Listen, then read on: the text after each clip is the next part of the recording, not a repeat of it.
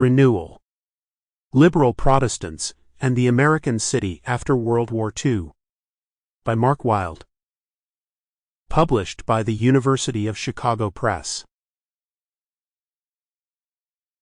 Introduction.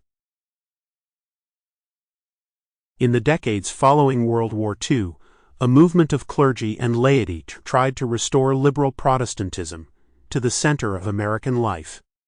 Their campaigns spanned religious and secular arenas, from foreign policy to labor relations, sexual morality to liturgical reform.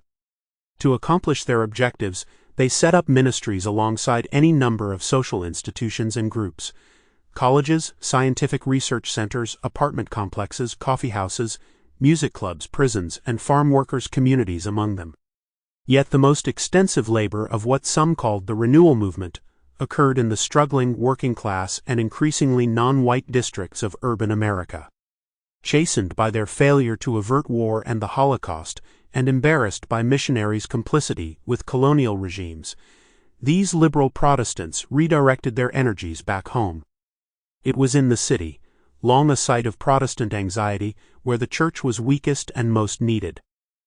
Renewalists took up this work during a troubled period for urban America. The exodus of its middle-class residents, jobs, and capital to suburban areas destabilized neighborhoods, drained tax revenues, and exacerbated long-standing racial inequalities. Many mainline churches followed their congregants to outlying areas.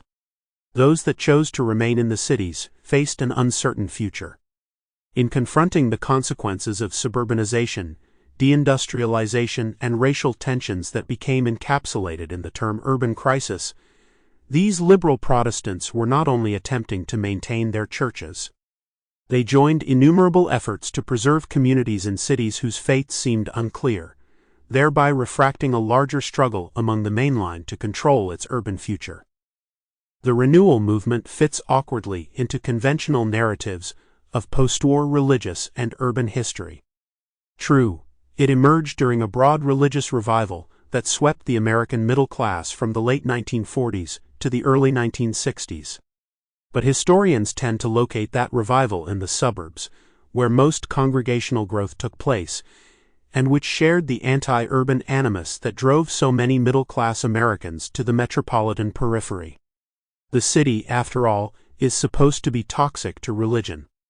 It corrodes the beliefs and practices carried by settlers newly arrived from the countryside. Only the refreshing waves of new settlers, the story goes, enable urban religion to persist. In this Sample complete. Ready to continue?